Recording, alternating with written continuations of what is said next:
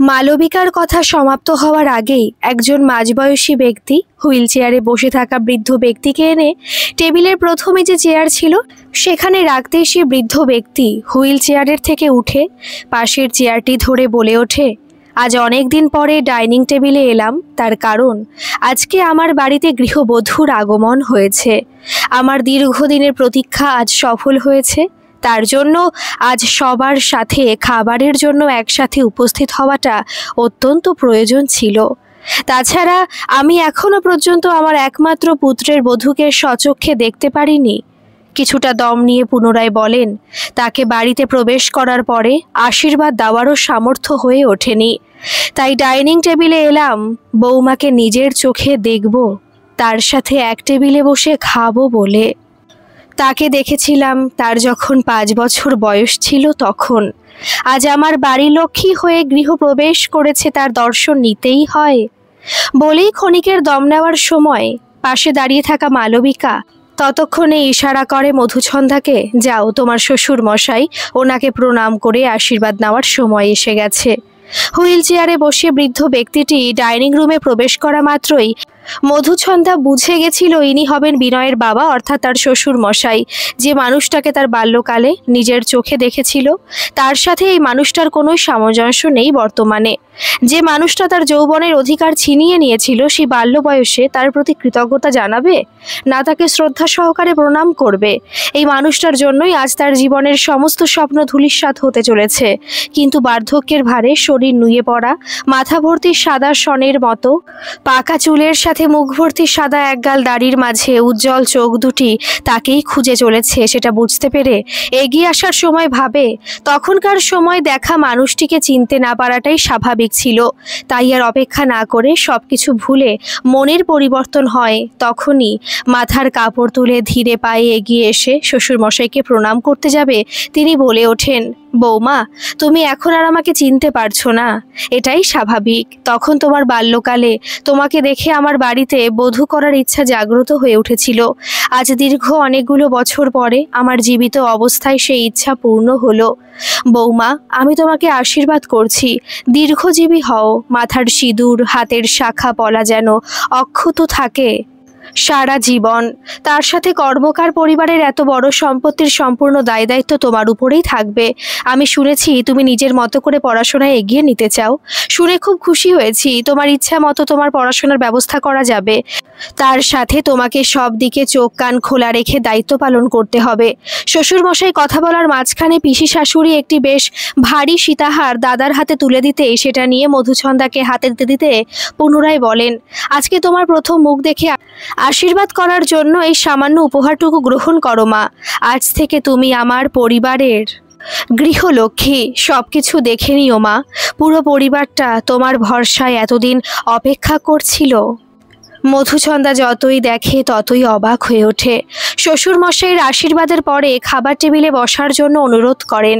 তখনই নিজের চেয়ারের দিকে এগিয়ে যাওয়ার সময় শ্বশুরমশাই বাধা দিয়ে বলে ওঠেন, আজ থেকে তোমার চেয়ার হবে আমার বাঁদিকে, আর আমার ছেলের চেয়ার হবে আমার চেয়ারের ডান দিকে। মধুছন্দা বুঝতে পেরেছিল শ্বশুরমশাই যখন আশীর্বাদ করছিলেন ডাইনিং রুমের দরজার কাছে তার স্বামী বিনয় দাঁড়িয়ে অপেক্ষা করছিল। যখন মধুছন্দাকে বসতে বলে পাশের চেয়ারে, তখনই বিনয় এসে তার পিতার ডান দিকের চেয়ারে বসে পড়ে সম্পূর্ণ নিস্তব্ধে। ডাইনিং টেবিলে বসতেই একবার স্বামীর দিকে আর চোখে তাকিয়ে বুঝতে চেষ্টা করেছিল। এত কিছু হয়ে যাওয়ার পরেও মুখ বুজে খেয়ে চলেছিল মানুষটা। দেখে যেন মনে হয় কোনো কিছুতেই হেলদোল নেই। আশ্চর্য তো, ডাইনিং টেবিলে বসে আহারের সময় বাকিরা অনর্গল কথা বলে গেলেও তার স্বামী সম্পূর্ণ মৌনতা অবলম্বন করেছিল। টেবিলে বসার আগে শ্বশুরমশাইয়ের দেওয়া সীতাহারটি মালবিকা পরিয়ে দেয় মধুছন্দার গলায়। তখনই কিছুটা হীনমন্যতায় শিকার হয়েছিল তার বাপের বাড়ি থেকে দেওয়া সোনার গয়নাগুলোর তুলনা করে। তবে মালবিকা প্রশংসা করে বলেছিল, বৌদিমণি, তোমাকে অপরূপ দেখাচ্ছে এই সীতাহারে। এমনিতেই তোমার রূপ সৌন্দর্যে যতই প্রশংসা করা হোক না কেন, তার সাথেই ভারী হাটটায় তোমার রূপ দেখে ঘায়েল হওয়ার মানুষটি কিন্তু তোমার সামনে। কানে কানে মৃদুস্বরে বলে গেলেও মালবিকার কথায় লজ্জায় রাঙা হয়ে উঠেছিল সেই মুহূর্তে। তারপরেই এসে নিজের চেয়ারে বসেছিল। খাবারের সময় পরিবেশন করার জন্য দুজন বাড়ির কাজের মহিলা ছিলেন। তারাই নানাবিধ ব্যঞ্জন পরিবেশন করতে করতে বারবার বলে গেছিল, বউ ঠাকুরন, এত অল্প করে খাওয়া দাওয়া করলে কিভাবে চলবে? মধুছন্দার জীবনে এমন ধরনের ব্যঞ্জন সে চোখেই দেখেনি, তাই ঠিক করে বুঝতে পারছিল না কোনটা দিয়ে শুরু করে কোনটায় শেষ করতে হয়। তার নিজের বাড়িতে এত বড় ডাইনিং হলও ছিল না, সবাই খেতে বসতো মেঝেতে। মা পরিবেশন করে দিত দেখেই অভ্যস্ত ছিল এতদিন। তাছাড়া বাড়িতে যেমন মোটা চালের ভাতের সাথে ডাল ভাজা তরকারি, কখনো সখনো মাছ অথবা মাংস খেতে অভ্যেস ছিল, কিন্তু এখনকার ব্যঞ্জনগুলো বুঝে উঠতে সময় লেগে গেছিল অনেকটাই। পাশের মালবিকাকে দেখে খাবার শুরু করেছিল অত্যন্ত ধীরে ধীরে। তখনই উল্টো দিকে বসে থাকা পিসি শাশুড়ি বুঝিয়েছিল কোনটার পরে কোনটা নিতে হয়, কিন্তু এত রকমের ব্যঞ্জনের সামগ্রী ছিল, সবগুলো খেতে না পেরে চুপচাপ বসে থাকতে দেখে পাশ থেকে মালবিকা বলে ওঠে, বৌদিমণি, তুমি যেসব ব্যঞ্জনগুলো টেস্ট করেই দেখলে না? ততক্ষণে মধুছন্দা অত্যন্ত ধীরে বলে, আমি এর বেশি খেতে পারি না গো, যা নিয়েছি তাতেই যথেষ্ট। সামনের চেয়ারে শ্বশুরমশাই বসে লক্ষ্য করে বলে ওঠে, থাক, বেশি জোর করো না, যেটুকু পেটে জায়গা হবে সেটুকুই নেবে। শেষ পাতে পায়েসের স্বাদ নিয়ে শেষ করে আহার। মধুছন্দা লক্ষ্য করে সবার আগে তার স্বামী ভোজন সম্পূর্ণ করে উঠে যাওয়ার সময় শ্বশুরমশাই বলেন, কালকের বৌভাতের অনুষ্ঠানে কি ব্যবস্থা করেছো সেগুলো যদি আমাকে একটু বলতে। ডাইনিং হলের বেসিনে হাত ধুতে ধুতে বলে, খুব সাধারণভাবে সব কিছুর আয়োজন করা হয়েছে, কালকে নিজের চোখে দেখে নিও। কথাটা বলতে বলতে বেরিয়ে যায়। এরপরে শ্বশুরমশাই উঠে যাওয়ার পরে বাকি সবাই নিজেদের চেয়ার ছেড়ে উঠে পড়েন। মালবিকার সাথে তার জন্য নির্দিষ্ট করে রাখা রুমে যাওয়ার সময় বলে, বৌদিমণি, তুমি কি এখনই বিশ্রাম নিতে চাও? যদি সেটা না চাও তাহলে চলো বাড়ির পেছনের দিকের বাগানে যাই। দুপুরে বিশ্রাম করা মধুছন্দার অভ্যেস ছিল না কোনো দিনই, তাই মাথা নাড়িয়ে সম্মতি দেয়। দুজনে হাত ধরাধরি করে বাড়ির পেছনের বাগানে এসে মধুছন্দার মনটা আনন্দে ভরে ওঠে। বাড়িতে পিছনে নানা রকমের সবজির ফলন দেখতে দেখতে তার গ্রামের জীবনে ফিরে যায়। সেখানে এমনভাবে কৃষি জমিতে ফলন ফলতে দেখে এসেছিল, তাই এমন দৃশ্য দেখতে দেখতে একসময় বাগানের শেষ প্রান্তে একটি বেশ বড়সড় দিঘি দেখে অবাক হয়ে ওঠে। বলে, বাহ, এটা তো খুব সুন্দর। পুষ্করিণীর বাঁধানো ঘাটে বসে টলটলে জলের ভিতরে হাত নাড়াতে নাড়াতে বলে, জানো, আমাদের গ্রামে অনেক পুকুর আছে, কিন্তু এমন সুন্দরভাবে সাজানো এত বড় পুকুর এই প্রথম দেখলাম।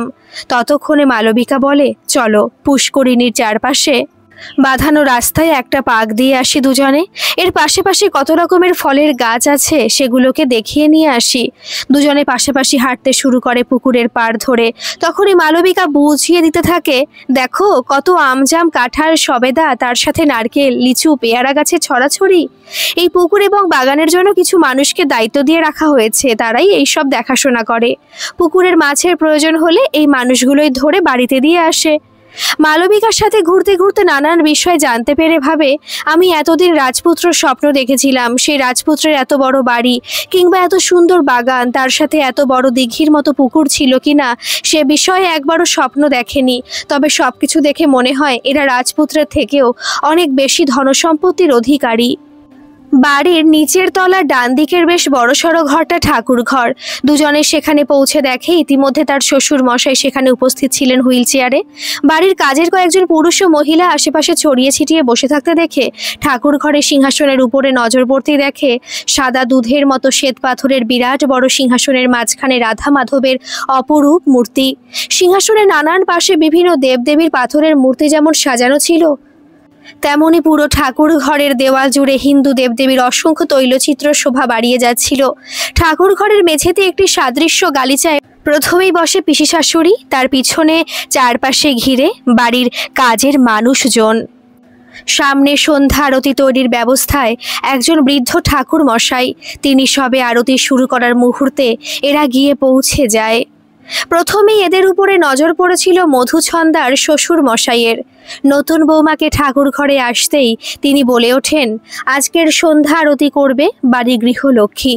পর মুহূর্তে মধুছন্দার দিকে তাকিয়ে বলেন, ঠাকুর মশাইয়ের সাথে গিয়ে তুমিও বুঝে নাও সন্ধ্যা আরতির নিয়ম কানুন। আজকের পর থেকে প্রতিদিন সন্ধ্যায় তোমাকে উপস্থিত থেকে ব্যবস্থা করতে হবে। তাছাড়া প্রতিদিন সকালে ঠাকুর মশাই এসে পুজো করে যান গৃহদেবতার, তখনও তোমাকে উপস্থিত থাকতে হবে। এটাই এইবারের নিয়ম। এর আগে তোমার শাশুড়ি মা যখন ছিলেন এই দায়িত্ব তিনি পালন করে গেছেন।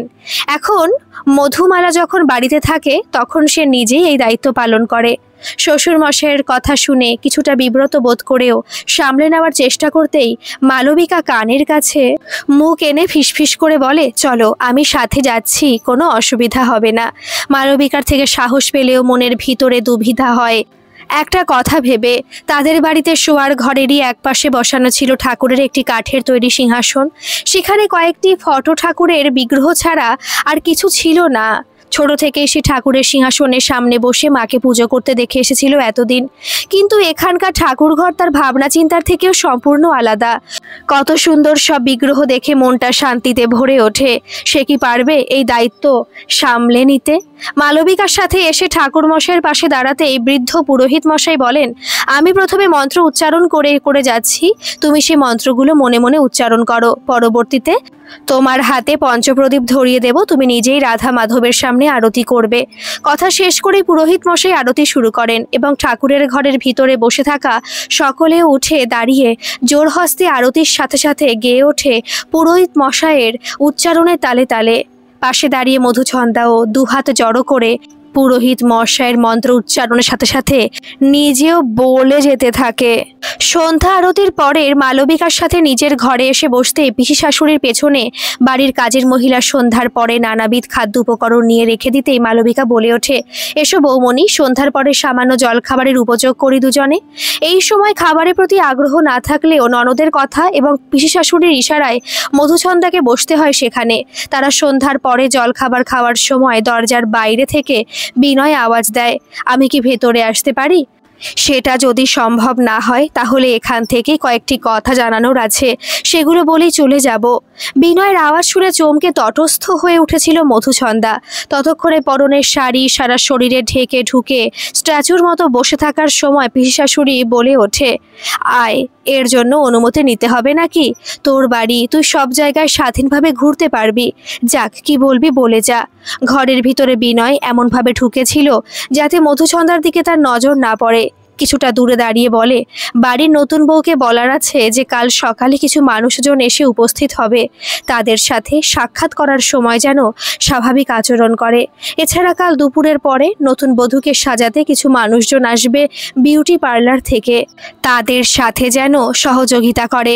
এখনকার মতো এইটুকুই, পরে প্রয়োজন হলে জানিয়ে দেব। কথাটা বলেই যেমন এসেছিল তেমনি ঘর থেকে বেরিয়ে যায় কারোর থেকে কোনো প্রকার প্রশ্নোত্তর পাওয়ার আগেই। বিনয় ঘরের বাইরে যেতেই মধুছন্দা বুঝতে পারে তাকে সম্পূর্ণ এড়িয়ে কথাগুলো তাকেই শুনিয়ে গেছে। এই নিয়ে মনে মনে নানা রকমের চিন্তার মাঝে মালবিকা বলে, বৌদিমণি, আমি তোমার সাথেই থাকবো, কিছু চিন্তা করার প্রয়োজন হবে না। সেদিন রাতের খাবারের জন্য ডাইনিং হলেই যেতে হয়েছিল, তবে সেখানে শ্বশুরমশাইকে দেখতে না পেয়ে জিজ্ঞাসা করাতে বুঝতে পারে তিনি রাতের খাবার নিজের ঘরেই খেয়ে থাকেন। কিন্তু মধুচন্দার দুটি চোখ আর একজনের উপস্থিতির আশঙ্কা করলেও তিনি আসেননি যতক্ষণ তারা ডাইনিং রুমে ছিলেন। খুব ভোরে ওঠার অভ্যেস থাকাতে উঠে পড়েছিল মধুছন্দা। রাতে অনেকক্ষণ ঘুমাতে পারেনি সে। আলিশান পালঙ্কে নরম বিছানায় শুয়ে কেবল অস্বস্তি বোধ করে গেছিল।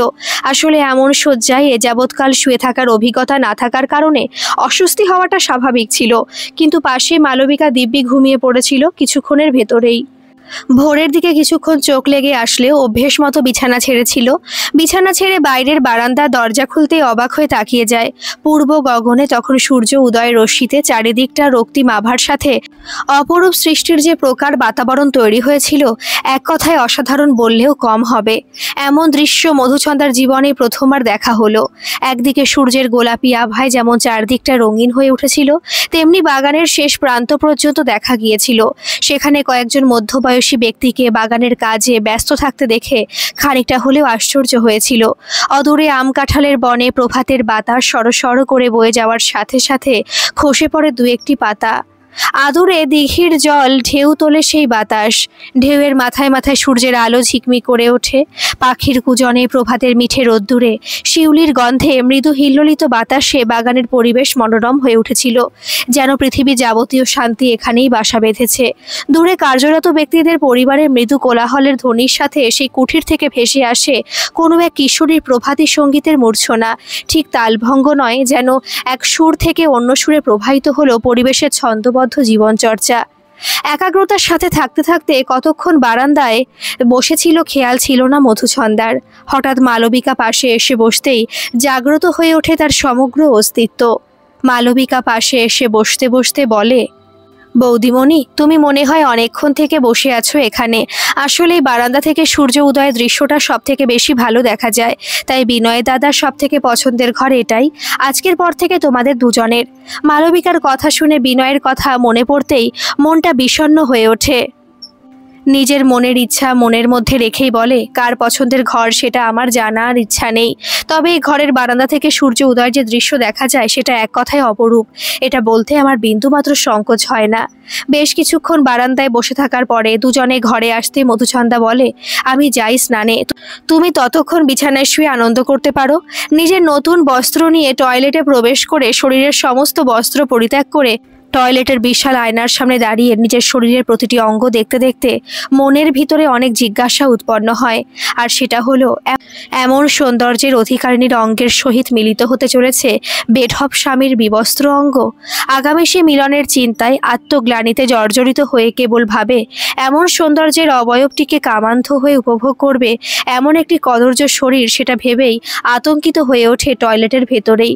তার মনের স্বপ্ন ছিল অপূর্ব একটি রাজকুমারের ন্যায় সৌন্দর্যের অধিকারী পুরুষের সাথে প্রথম রাতে দীর্ঘক্ষণ প্রেমালাপের পরে সহবাস। কিন্তু এখানে তার স্বামীর যে রূপ, তার আকৃতির মানসপটে চিন্তন আসতে রীতিমতো আতঙ্কে ভুগতে থাকে। নিজের নিখুঁত অঙ্গের সাথে একটি কদর্য শরীরের মিলনের সম্ভাবনা মনের ভিতরে আসতেই সারা শরীর অসাড় হয়ে ওঠে। নিজের সম্পূর্ণ উলঙ্গ অবয়বের দিকে তাকিয়ে কেবল ভাবে, এমন মনোমুগ্ধকর অবয়ব বিশিষ্ট তনুর সৃষ্টিকর্তা স্বয়ং তিল তিল করে গড়েছিলেন, যেটা এক মুহূর্তে নয়নের দর্শনেই যে কোনো পুরুষ কামান্ধ হয়ে ওঠার জন্য যথেষ্ট। ঘন সন্নিবিষ্ট তার সুডৌল দুটি স্তন হাঁপুড়ের মতো ওঠানামা করে নিঃশ্বাসের সাথে সাথে। নিজের চোখে ধরা দেয় সেই অকল্পিত দৃশ্য। সে শীতল পরিবেশেও শরীরে বিন্দু বিন্দু ঘামের সৃষ্টির সাথে উজ্জ্বল জলকণার মতো বিন্দু বিন্দু ঘাম তার সুউচ্চ কুচ যুগল বেয়ে নামতে থাকে রোমাবৃত বিহীন নাভিবিন্দুর দিকে। বিরাট আয়নায় নিজের প্রতিবিম্বের পশ্চাৎ দেশে তাকাতেই নজরে আসে ক্ষীণ কোটি দেশের নিচে সমান অন্তরালে নেমে গেছে গুরু নিতম্বের নিম্নভাগে দুই ঘন সন্নিবিষ্ট পেলব পয়োধর, যেন কোনো অজানার ইঙ্গিত দেয়। নাভিদেশ, কোষ্ঠীতট, জঙ্ঘা, উরু সর্বত্রই যেন কোনো অজানার হাতছানিতে সর্বাঙ্গ কেঁপে কেঁপে উঠতেই নজর যায় দুই উরুর সন্ধিস্থলে ত্রিকোণ আকৃতি যোনির উপরিভাগে। দৃষ্টি নিক্ষেপ করে মুহূর্তে যেন বিদ্যুৎ শিখার তরঙ্গ বয়ে গেল মধুছন্দার শরীরে। মুখ দিয়ে বের হলো তীব্র শীতকার। রোমাঞ্চিত হলো তনুমন।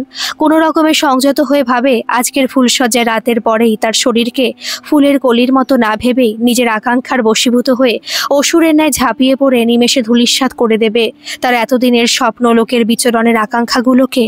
নিমেষে ছাড়খাড় করে দেবে এতটুকু ভাবনা চিন্তা না করেই তার শরীরের সাথে নিজের শরীর মিলিত করে দীর্ঘদিনের অতৃপ্ত যৌনকাঙ্ক্ষা পরিপূর্ণ করার পরেই শান্ত হবে তার স্বামী নামক অপছন্দের পাত্রটি। ভেবেই আতঙ্কিত হয়ে ওঠে।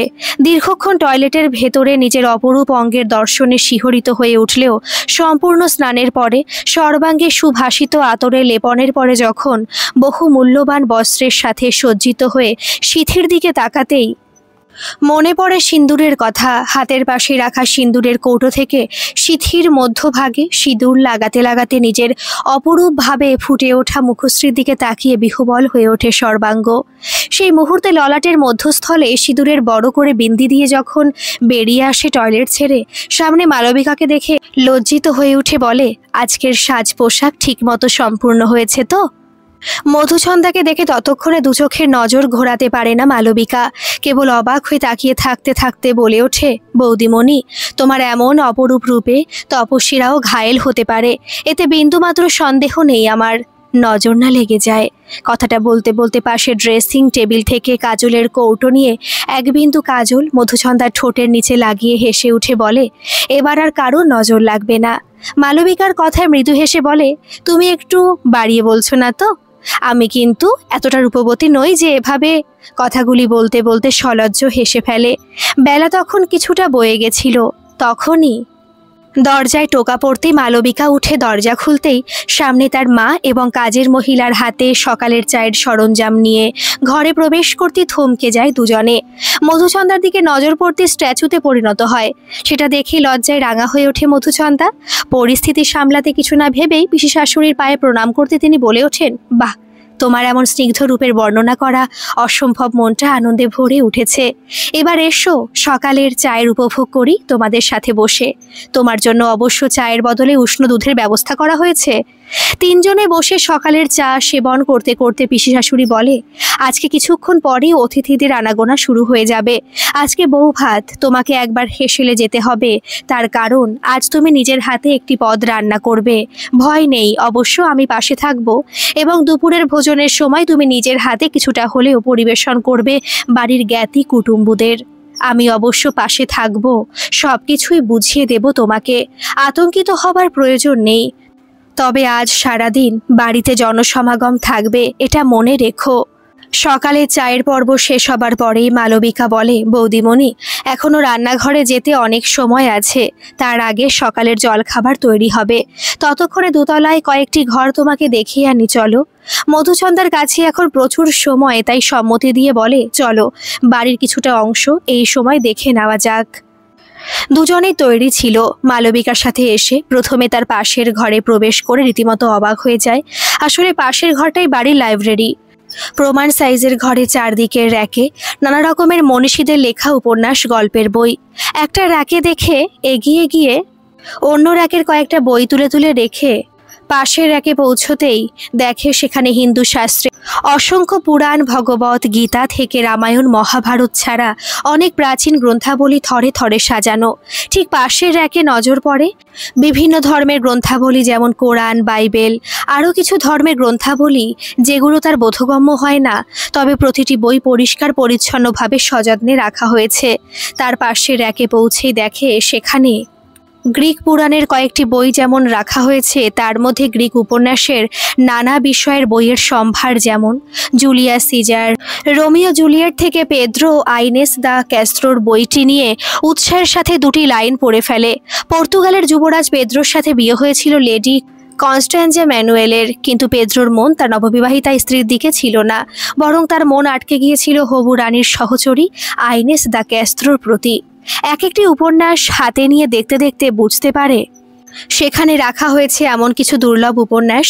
সেগুলোর মধ্যে যেমন ছিল হীর রাঞ্ঝার প্রেম কাহিনী, লায়লা মজনুর অমর প্রেম কাহিনী ছাড়াও অসংখ্য উপন্যাসগুলো দেখতে দেখতে মাঝখানে পড়া থামিয়ে বলে, মালবিকা, আমি এখন থেকে কয়েকটি বই সাথে রাখতে পারবো? মালবিকা হেসে উঠে বলে, এখন থেকে এগুলোই তোমার সম্পত্তি, তাই কাউকে জিজ্ঞাসা করার কোনো প্রয়োজন নেই। তুমি যে বইগুলো নিতে চাও পড়ার জন্য নিতে পারো স্বাচ্ছন্দ্যে। মৃদু হেসে মধুচন্দ্রা মাথা নাড়িয়ে দেখতে থাকে নানা রকমের উপন্যাস। তার মধ্যে এক একটি বই টেনে দেখে অষ্টম হেনরি ও অ্যান বলেইনের জীবন কাহিনী। তার সাথে পায় মার্ক অ্যান্টনি ও ক্লিওপেট্রার বিশ্বসেরা প্রেম কাহিনী। নেপোলিয়ন ও জোসেফিনের উপন্যাসটি হাতে ধরে চমকে উঠে ভাবে, এখানে তো তার মনের মতো আকাঙ্ক্ষার ভাণ্ডার সাজানো আছে। পাশে রেখে দেখতে পায় রবীন্দ্রনাথ ঠাকুরের নানা রকমের গ্রন্থাবলীর সাথে শরৎ সমগ্র, বঙ্কিম উপন্যাসসমূহ এবং কবি নজরুলের সৃষ্টি। মধুচন্দ্রার মনে হয় সে যেন 7 রাজার সম্পত্তি পেয়ে গেছে। ছোটবেলা থেকে বই উপন্যাসের প্রতি তার অসীম আগ্রহ ছিল। স্কুলে লাইব্রেরি থেকে মাঝে মাঝে কয়েকটি বই এনে সময় থাকলে পড়ে ফেলতো। আজ সেই দুর্লভ খাজানা তার হাতের মুঠোয় পেয়ে সব কিছু ভুলে বলে, আমার আর কিছু প্রয়োজন পড়বে না, একটা ঘরের ভিতরেই আমি সব কিছু পেয়ে গেছি। তবে সময় করে এসে বাকি বইগুলো দেখে যাব। এই বিরাট বাড়ির এই ঘরটি আমার স্বপ্নের ঘর হয়ে উঠবে পরবর্তী সময়ে। এখানে যতগুলো বই আছে, যতগুলো পুরাণ উপন্যাস আছে, সবগুলোই আমি ধীরে ধীরে পড়ে শেষ করব সময় মতো। বলেই লাইব্রেরির মাঝখানে আসতেই দেখে একটি বেশ বড় মাপের টেবিলে বাংলা ইংরেজি ভাষার অনেক বাৎসরিক পত্রিকা যেমন রাখা আছে, তার পাশের একটি কম্পিউটারও আছে। টেবিলটির একটি পাশে বিভিন্ন রকমের পেন্সিল, কলম এবং রকমারি খাতা সাজানো আছে। মধুচন্দ্রা যেন লাইব্রেরি ঘরেই আটকে গেছিল সেটা নজর করে মালবিকা বলে ওঠে, এখানেই থাকবে নাকি? আরও অনেক কিছু দেখার আছে, চলো তোমাকে দেখিয়ে আনি। এই ঘর থেকে যাওয়ার ইচ্ছা ছিল না মধুচন্দ্রার, তবুও কয়েকটি বই সাথে নিয়ে লাইব্রেরি ঘর ছেড়ে বেরিয়ে আসে। আরও কিছুটা গিয়ে একটি ঘরের ভেতরেই প্রবেশ করে থমকে যায় সেখানেই। তখনই মালবিকা বলে, এই ঘরটি হলো মিউজিয়াম। এখানে কর্মকারদের পূর্বপুরুষ থেকে সংগ্রহ করা নানা রকমের অ্যান্টিক জিনিসে পরিপূর্ণ করে সাজানো। তাছাড়া মামাবাবু যখন বিদেশে যেতেন সেখান থেকে নানা রকম দ্রব্য এনে সাজিয়ে রাখতেন। এই স্বভাবটা বিনয় দাদাও পেয়েছে। মালবিকার কথা শুনতে শুনতে ঘরের ভিতরে সাজানো আলমারিগুলোর সামনে গিয়ে নজরে পড়ে দেশি বিদেশি নানা রকমের টাকা পয়সা যেমন রাখা হয়েছে, তার পাশের আলমারিগুলোতে বেশ কিছু পুরনো দিনের অস্ত্রশস্ত্র, এর সাথে ইংরেজ আমলের কয়েকটি পুরাতন আগ্নেয় অস্ত্র এবং পুরাতন যুগে নানা রকম পাথরের বাসনপত্র যেমন ছিল, তেমনই আমাদের দেশে এবং বিদেশে নানা রকম পোশাক পরিচ্ছদ যেগুলো তখনকার দিনে ব্যবহার করা হতো সেগুলো সযত্নে সাজিয়ে রাখা আছে। দেখতে দেখতে এক জায়গায় থমকে গিয়ে মুখ থেকে অস্ফুট আর্তনাদ বের হতেই পাশে এসে মালবিকা হেসে উঠে বলে, চমকে গেলে তো? আরে বাবা, এটা একটা মৃত শরীরের মমির মতো করে রাখা হয়েছে, আসল মমি নয় গো। বলে খিলখিল করে হেসে উঠতেই মধুচন্দ্রা নিজেকে সামলে নিয়ে বলে, আমি সত্যি ভয় পেয়ে গেছিলাম। নকল হলেও মমিটা কিন্তু একদম আসলের মতো লাগছে। মমির চোখ দুটো দেখো, মনে হচ্ছে যেন আমাকে গ্রাস করতে আসছে। কি অদ্ভুত না? দুপুরে খাওয়ার পরে কিছুক্ষণ বিশ্রাম নেওয়ার পরে দুজন মহিলা এসে পৌঁছে যান। তারা বিউটি পার্লার থেকে এসেছেন আজকের বৌভাতের অনুষ্ঠানের জন্য। তারা আসার কিছুটা আগেই একজন এসে সূচনা দিয়ে যাওয়ার পরে সেই ঘরেই এসে উপস্থিত হলেন দুজন মহিলা বিউটি পার্লার থেকে আসা। তাদের দেখে মালবিকা বলে, এই যে তোমাদের বলছি, ভালো করে শুনে রাখো, আমাদের বৌদিমণি এমনিতেই স্বর্গের অপ্সরা। তার রূপের চর্চা দিগন্ত ছাড়িয়ে গেছে, তাই এমন রূপের উপরে তোমাদের সস্তা প্রসাধনের প্রলেপ লাগে যদি খারাপ হয় না, তাহলে আমার থেকে কেউ বেশি খারাপ হবে না। তাই বুঝে সুঝে সাজানো শুরু করো। বিউটি পার্লারের মহিলা সদস্য দুজন মালবিকার কথা রেখেছিল, সেটা ভয়ে হোক অথবা মধুচন্দ্রার সৌন্দর্যের প্রভাবে। প্রথমে তারা মধুচন্দ্রার রূপ দেখে অবাক হয়ে তাকিয়েছিল খানিকক্ষণ।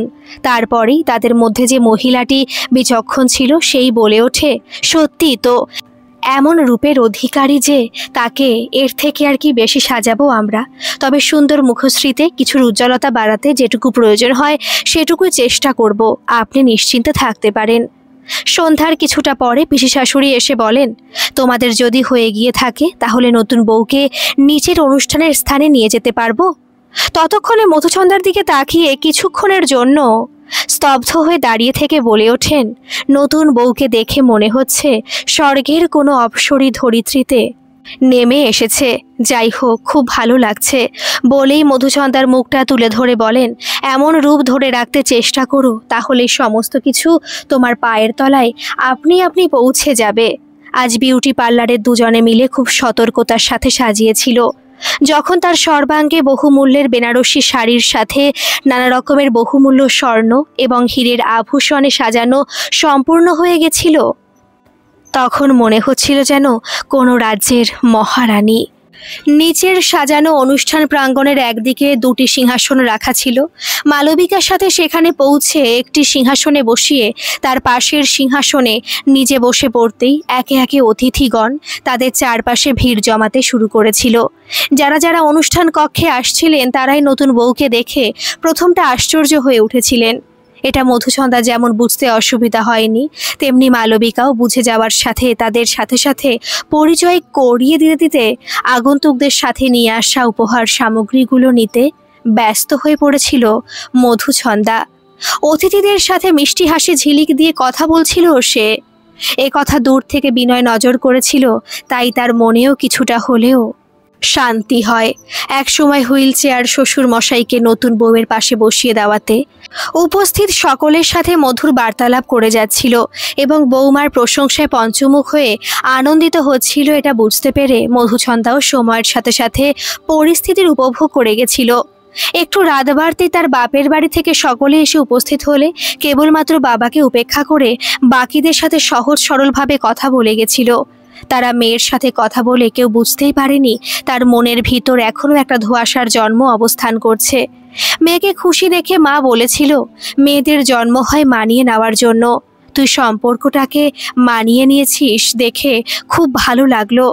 দূর থেকে কেবল নিরঞ্জন বাবু বুঝেছিল মেয়ের অভিমানের কথা, তাই দূর থেকে সব কিছু দেখে নিজের মনকে সান্ত্বনা দেওয়ার চেষ্টা করে গেছিল। মায়ের সাথে কথা বলার সময় মধুছন্দা জিজ্ঞেস করে, তোমরা কি আজ রাতেই ফিরে যাবে গ্রামের বাড়িতে?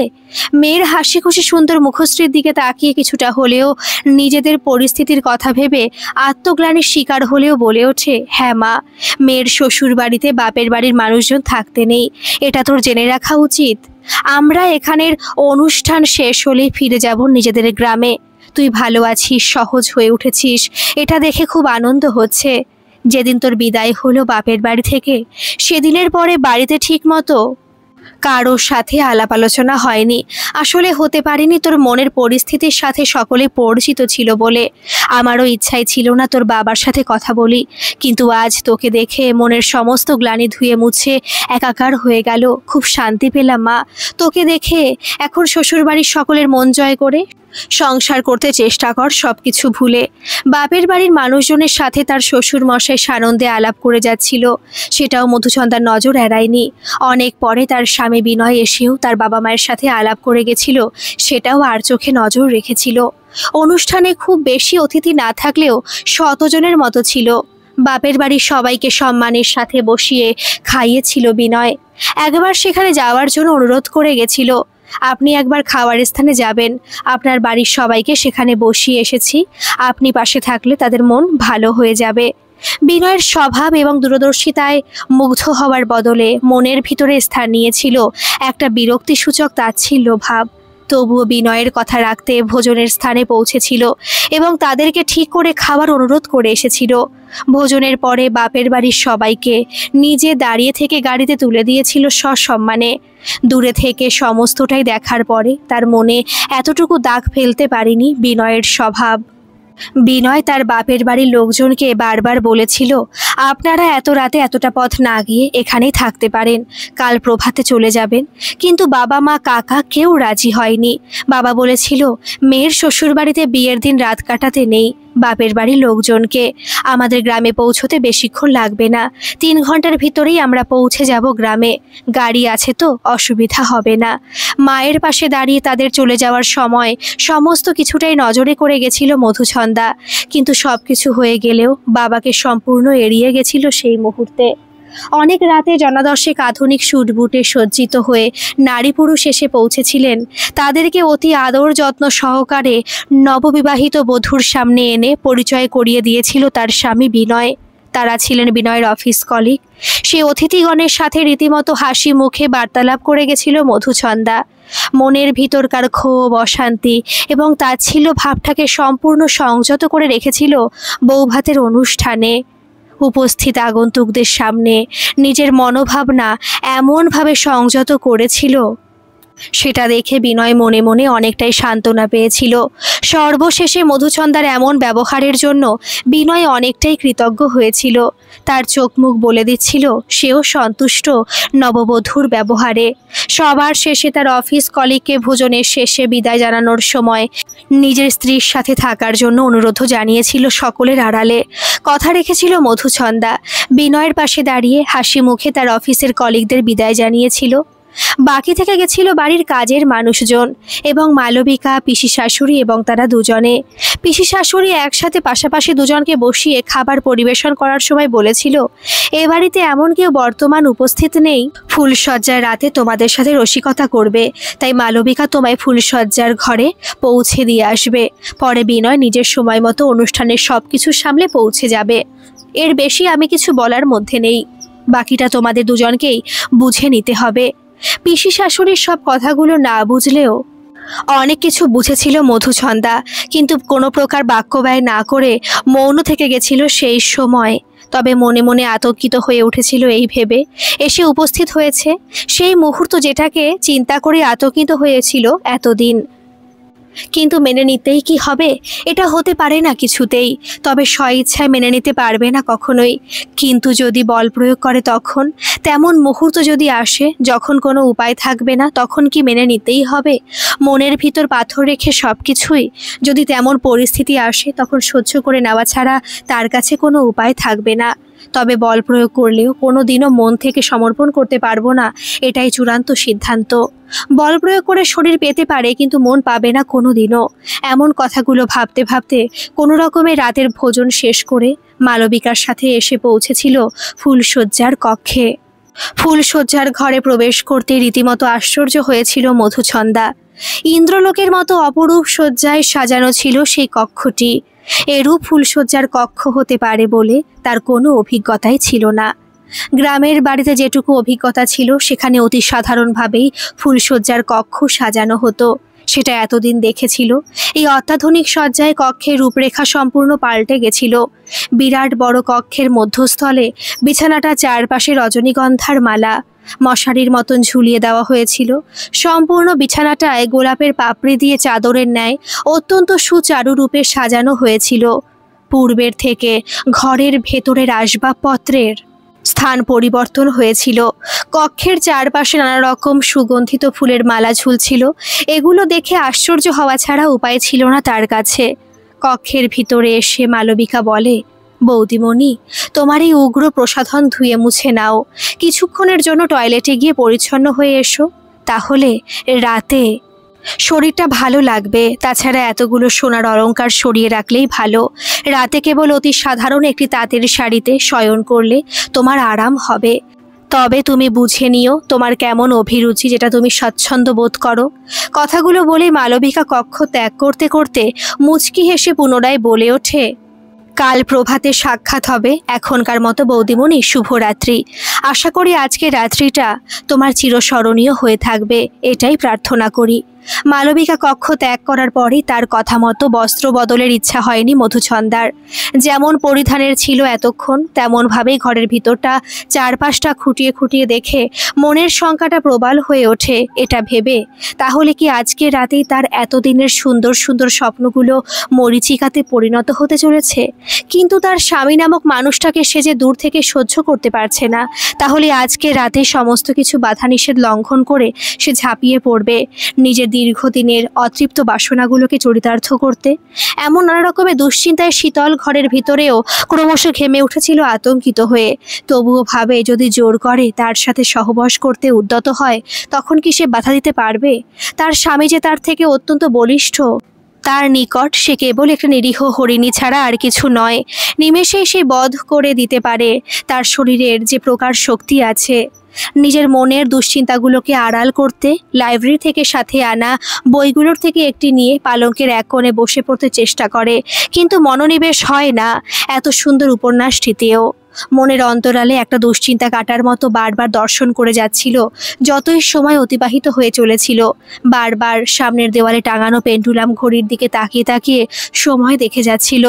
সময়ের দিকে তাকিয়ে তার সমস্ত অস্তিত্ব ক্রমশ অবশ হয়ে আসছিল আগামী ঝঞ্ঝার পূর্বাভাসে। রাত প্রায় 2টোর পরে দরজাতে আহট হতে রীতিমতো আতঙ্কিত হয়ে ওঠে তার ষষ্ঠ ইন্দ্রিয়। জাগ্রত হয়ে উঠেছিল কোনো এক অশনি সংকেতের আশঙ্কায়।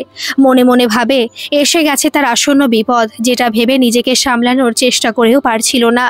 দরজা সামান্য খুলতেই শির দ্বারা সোজা করে ভয়ে ভয়ে সেদিকেই নজর দিতে দেখে বিনয় ঘরের ভিতরে প্রবেশ করছে। তাকে না দেখার ভান করে হাতে ধরে থাকা বইয়ের পাতায় মনোনিবেশ করার প্রত্যয় করে বুঝতে চেষ্টা করে আগামী পদক্ষেপ কি নিতে চলেছে তার অপছন্দের স্বামী। অনুষ্ঠানের সবকিছু সামলে বিনয়কে ফুলশয্যার ঘরে যেতে আদেশ করেছিল তার পিসি। বলেছিল, এবার যা, তোর পথের দিকে চেয়ে নতুন বধূ অপেক্ষারত। অনেক রাত হয়ে গেছে, আর মেয়েটাকে অপেক্ষা করাস না। পিসির কথা মাঝখানে অসম্পূর্ণ রেখে এগিয়ে এসেছে তার চির প্রতীক্ষিত ফুলশয্যার কক্ষের দিকে। কিন্তু সে যে ইতিমধ্যে জেনে গেছিল তা নববধূ তাকে স্বীকার করতে পারেনি এখনো মন থেকে। সেটা ভাবতে ভাবতে দরজা খুলতে নজরে পড়েছিল সুসজ্জিত পালঙ্কের উপরে তার বহু প্রতীক্ষিত বধূ একটি কোণে বসে সামনে উপন্যাসের পাতায় নজর রেখে একাগ্রতার সহিত পড়তে ব্যস্ত হয়ে পড়েছে। ফুলশয্যার ঘরের ভিতরে এসে সামনের কাঠের আলমারির দিকে হাতে একটি বস্তু নিয়ে পালঙ্কের নিকটে এসে সেটা বিছানার অপর প্রান্তে রেখে কেবল এটুকু বলে, আজ ফুলশয্যার রাতে নতুন বধূকে কিছু উপহার দিতে হয়, সেই মতোই আপনার উপহার এখানেই রাখলাম। সম্পূর্ণ মৌন থেকে এড়িয়ে গিয়েছিল স্বামীর উপস্থিতিকে। কোনো রকম গুরুত্ব না দিয়ে যেমন বসে উপন্যাস পড়ার অভিনয় করে গেছিল তেমনভাবেই বসে রইল। নববিবাহিতা স্ত্রীর দিকে একবারও না তাকিয়ে আলমারি থেকে একটি চাদর এবং বালিশ নিয়ে ঘরের কোণে রাখা একটি সোফার উপরে শুয়ে পড়ে কিছু না বলেই বিনয়ের প্রতিটি পদক্ষেপ আর চোখে দেখে গেছিল মধুছন্দা। যখন সোফায় চাদর ঢাকা দিয়ে শুয়ে পড়ে তখন রীতিমতো আশ্চর্য হয়ে উঠেছিল তার মনে। তখন নানা রকমের প্রশ্ন, তাহলে এতক্ষণ তার আতঙ্কিত হওয়াটা নিষ্প্রয়োজন ছিল? এমন করে কি মানুষটা তাকে সম্পূর্ণ এড়িয়ে গিয়ে অদূরে সোফার উপরে শুয়ে পড়েছে? এখন তার কি কর্তব্য? সে তো একবারও মুখ ফুটে বলেও যায়নি এরপরে তার কি কর্তব্য। এমন ভাবতে ভাবতে বিছানার এক কোণে বিনয়ের রেখে যাওয়া বস্তুটির দিকে নজর পড়তেই দেখে একটি গলার হাড়ের মতো পদার্থ চকচক করছে। সেই আবছা অন্ধকারেও ইচ্ছা না থাকলে উৎসুক হয়ে ওঠে, কি এমন রেখে দিয়ে গেল যেটা তার কাছে এসে দিতেও পারেনি? তাহলে কি এটা ফুলশয্যার উপহার হিসেবে রেখে গেছে? সেটা তো তার কাছে এসে দিতে পারতো। এতটা অবহেলা! পর মুহূর্তে অভিমানে ঠোঁট দুটো ফুলে ওঠে। বিছানা থেকে উঠে সে বস্তুটি হাতে নিতে বুঝতে পারে একটি হীরের বহু মূল্যবান গলার হার। হাতে নিয়ে চমকে উঠেছিল মধুছন্দা। তখনই ভেবে বসে, এমন বহু মূল্যবান উপহারটি এভাবে বিছানার এক কোণে রেখে কেবল দুটো কথা বলেই সোফায় গিয়ে শুয়ে পড়ে। মানুষটা কি চায়? কি আছে তার মনের ভিতরে? অসংখ্য প্রশ্নের ঝড়ে ব্যতিব্যস্ত হয়ে উঠে হীরের হারটি হাতে করে নিয়ে যেমন বসেছিল তেমনি আবার বসে পড়ে। এক দৃষ্টে তাকিয়ে থাকে সোফার উপরে শুয়ে থাকা মানুষটির দিকে। সেদিকে নজর রেখে মনের ভিতরে তোলপাড় শুরু হয়। তাহলে কি তার আশঙ্কাগুলো সবকিছুই ব্যর্থ হলো, নাকি তার তাচ্ছিল্যতা বুঝে এমনটাই করতে হয়েছে বাধ্য হয়ে? সে যদি তার সাথে দুটো কথা বলার পরে বাকিটা ভাবতে পারে না। ভোর রাত পর্যন্ত ফুলের সাজানো বিছানায় বসে বসে ভেবে গেছিল কিছু ভুল করছে না তো সে। তার এতদিনের সাজানো স্বপ্নগুলো দেখে স্বামীর উপরে বিতৃষ্ণাবোধের কারণে সংসারে অশান্তির সৃষ্টি হয়ে উঠলে, কিন্তু মানুষটার রূপ শারীরিক অবস্থা দেখে কিছুতেই নিজে থেকে সমর্পণের ভাবনা চিন্তা করতেই পারে না। তাহলে কি আগামী দিনগুলি পরিস্থিতির সামনে দাঁড়িয়ে দেখতে হবে? আবোল তাবোল অসংখ্য চিন্তায় জর্জরিত হয়ে ভোর রাতে বসে বসেই দু চোখের পাতা ভারী হয়ে এসেছিল। কখন বুঝতেই পারেনি মধুছন্দা। সে তন্দ্রাচ্ছন্ন অবস্থাতে স্বপ্ন দেখেছিল এক অতীব সুন্দর সুপুরুষ তার গ্রীবা ধরে অপলক নয়নে তার সৌন্দর্য উপভোগ করে চলেছে। কিছু পরে নানা রকমের প্রেমাস্পদ বার্তালাপের পরে আলিঙ্গনে আবদ্ধ করে তার রঞ্জিত অষ্ঠে একটি সুদীর্ঘ চুম্বন দিয়ে বলে ওঠে, প্রিয়ে, তোমার রূপের আগুনে আমি দগ্ধ হয়ে উঠেছি। এই দগ্ধতাকে সম্পূর্ণরূপে নিবারণ না করলে যে আমি ভস্ম হয়ে যাব। এরপরে বাকি চিন্তা করতে পারে নববধূ। সেই অপরূপ কান্তিধর পুরুষের সুদীর্ঘ আলিঙ্গনে আবদ্ধ হয়ে ছটফটিয়ে ওঠে মিলনের অসহ্য যন্ত্রণায়। প্রতিদিনের অভ্যেস মতো একটু দেরিতে নিদ্রা ভাঙতেই ধরফরিয়ে উঠে দেখে সোফাতে বিনয় নেই। নিজের পরিস্থিতি বুঝে লজ্জিত হয়। নানা রকমের চিন্তা করতে করতে বসে বসেই ঘুমিয়ে পড়েছিল, সেটা বুঝতেই পারেনি। তাই বলে নিস্তব্ধে ফুলশয্যার ঘরের থেকে বেরিয়ে যাবে? যাওয়ার পূর্বে আওয়াজ দিয়ে যেতে পারত। সেটা না করে তাকে ঘুমন্ত অবস্থায় রেখে কি করে চলে যেতে পারে? অভিমানে দু চোখ জ্বালা করতে শুরু করে মধুছন্দার।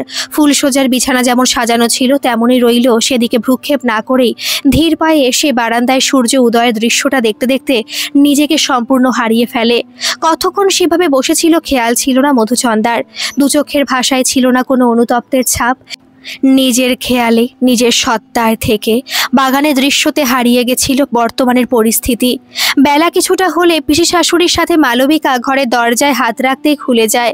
ভিতরে প্রবেশ করে বিছানার দিকে নজর রেখে চমকে উঠে দুগালে হাত রেখে সোফাতে বসে বলে ওঠে, কি সর্বনাশা কথা! বলেই মাথায় হাত রেখে বসে পড়তে মালবিকা বলে ওঠে, কি হলো মা, তুমি এমন করে বলছো কেন? মেয়ের দিকে তাকিয়ে বলে, তুই বুঝবি না কিসের সর্বনাশ হয়েছে। তুই দেখ তোর বৌদি কোথায় এখন। মালবিকাও লক্ষ্য করেছিল ফুলশয্যা সাজানো বিছানা যেমন ছিল তেমনি আছে। ঘরের কোথাও এতটুকু পরিবর্তন হয়নি। মালবিকা 15 বছরের কিশোরী হলেও কিছুই যে বোঝে না এই ধারণা মায়ের না থাকলেও মেয়ের যথেষ্ট হয়েছে। সবকিছু বুঝেও না বোঝার ভান করে জিজ্ঞাসা করতে মনে মনে লজ্জিত হয়ে উঠে বলে, বৌদিমণি, মনে হয় বারান্দায় আমি দেখছি। মালবিকা চলে যেতেই পিসিমণি মণিমালার নজর যায় সোফার উপরে। সেখানে বালিশ চাদর দেখে তার বুঝতে কিছু বাকি রইল না ভাইপোর ফুলশয্যার রাতটা কেমন করে কেটেছে। মালবিকা বারান্দায় আসতেই বৌদির দিকে তাকিয়ে বুঝতে পারে কাল বৌভাতের অনুষ্ঠানে যেমনভাবে সাজানো হয়েছিল সেই সাজসজ্জায় বসে আছে উদাস নয়নে, যেন বর্তমানের পরিস্থিতি থেকে কোনো এক অন্য জগতে হারিয়ে গেছে তার বৌদিমণি। উদাস মুখের দিকে তাকিয়ে খানিকক্ষণ পরেও যখন তার দিকে ফিরে না তাকায় তখনই পাশে বসে বলে, মন কোথায় হারিয়ে গেছে? রাতে কিছু অসুবিধা হয়েছিল নাকি? বিনয় দাদাকে বাড়িতে কোথাও দেখতে পেলাম না। এতক্ষণে মালবিকার দিকে তাকিয়ে নিজেকে ফিরে পায় মধুচন্দা। তখনই একটা অজানা আশঙ্কায় আশঙ্কিত হলেও কিছুটা সামলে নিয়ে বলে ওঠে, কই কিছু হয়নি তো, তুমি কখন এলে এখানে? মধুচন্দার হাত দুটি ধরে মুচকি হেসে বলে, দেখো আমি এতটাও ছোট নই যে কিছুই বুঝি না। মায়ের সাথে এসেছি অনেকক্ষণ হয়ে গেল, ঘরে মা বসে আছে মাথায় হাত রেখে। এর কিছু উত্তর তোমার জানা আছে? তবে তোমার আমার বয়সের পার্থক্য বড় একটা বেশি নয়, আমরা দুজনে সহচরী হতে পারি। সেই সহচরীর স্থানে থেকে এটুকু বলছি, তোমাদের ফুলশয্যার রাত কিন্তু নিষ্ফলা হয়ে গেছে, এটা বুঝতে আমার বাকি নেই। মধুচন্দা কি বুঝলো সেই জানে। মালবিকার কথা শেষে বলে, এটা তুমি কেমন ভাবে বুঝলে? মালবিকা পুনরায় হেসে বলে, বুঝিয়ে দিতে হবে না গো সখী, যা বোঝার বুঝে গেছি। তাছাড়া মায়ের প্রতিক্রিয়া দেখে এটুকু বুঝেছি, সেটা এখানে না বলাই ভালো। কিছুটা লজ্জিত হয়ে মধুচন্দা বলে ওঠে, তুমি কম বয়সেই বড্ড পেকে গেছো। যতই হোক আমি তোমার দাদার বউ, কিছুটা আড়াল করা তো উচিত, তাই না? পরবর্তীতে কপট রাগে মালবিকা বলে ওঠে, এখন তুমি ঘরে চলো, অনেক বেলা হয়ে গেছে। বুঝতে পারছি তোমার স্নানও হয়নি। কালকের বেশভূষা সাজসজ্জায় তেমনভাবেই বসে আছো। একটু পরেই তোমার ডাক পড়বে, তার আগে টয়লেটে গিয়ে সারা রাতে জাগ্রত হয়ে থাকার ক্লান্তি দূর করে নাও। কাল রাতে যে তোমার চোখে এতটুকু নিদ্রা আসেনি, এটুকু আমি বুঝি। কথাটা শেষ করে মালবিকা ঘরের ভিতরে যেতে যেতে পুনরায় বলে, চলে এসো আর অপেক্ষা না করে। ঘরে এসে দেখে পিসি শাশুড়ি নেই। মালবিকাও অবাক হয়ে গেছিল মা না থাকার কারণে। মধুচন্দা ঘরের ভিতরে এসে মালবিকার দিকে ইশারা করে প্রশ্নের চিহ্ন নিয়ে। তখনই মালবিকা বলে, মা হয়তো চলে গেছে, তুমি ততক্ষণে স্নানের পার চুকিয়ে নাও, আমি বিছানাটা ঠিক করে দিচ্ছি। এমন বিছানা দেখলে যে কেউ বুঝে যাবে গত রাতের ঘটনাগুলো, তাই এই বিছানাটাকে এখনই ঠিক করার প্রয়োজন পড়েছে। আমি সে ব্যবস্থা করছি। ততক্ষণে নিজের বস্ত্র সাথে নিয়ে টয়লেটে ঢুকতে ঢুকতে মধুচন্দা বলে, যা বোঝার তুমি আর তোমার মা বুঝে গেছো, তবে আশা করি এই নিয়ে কোনো কিছুই হবে না। সম্পূর্ণ পরিস্থিতিটা আমরা দুজনেই সামলে নেব। কথাটা বলতে বলতে মালবিকাকে হতবাক হয়ে টয়লেটে ঢুকে যায়। এদিকে মধুচন্দা যেতেই ফুলশয্যার কক্ষ থেকে বিছানার সব কিছু তড়িঘড়ি সাধারণ করতে ব্যস্ত হয়ে পড়ে। টয়লেট থেকে বেরিয়ে মধুচন্দা বলে, এখন তো ঠাকুর ঘরে যেতে হবে, তাই না? এতক্ষণে মোটামুটিভাবে ঘরটা গুছিয়ে নিয়েছিল কেউ আসার আগেই। মধুচন্দার কথার উত্তরে বলে, হ্যাঁ সেটাই তো করতে হয়, চলো আমিও যাচ্ছি তোমার সাথে। এখনকার মতো এই পর্যন্তই থাক। এর পরবর্তী পর্ব কাল দুপুর 2:30-তে আপলোড করব। আপনাদের গল্পটা কেমন লাগছে অবশ্যই কিন্তু কমেন্ট করে জানাবেন, আর ভালো লাগলে একটা সাবস্ক্রাইব করে আমার পাশে থাকবেন। ধন্যবাদ।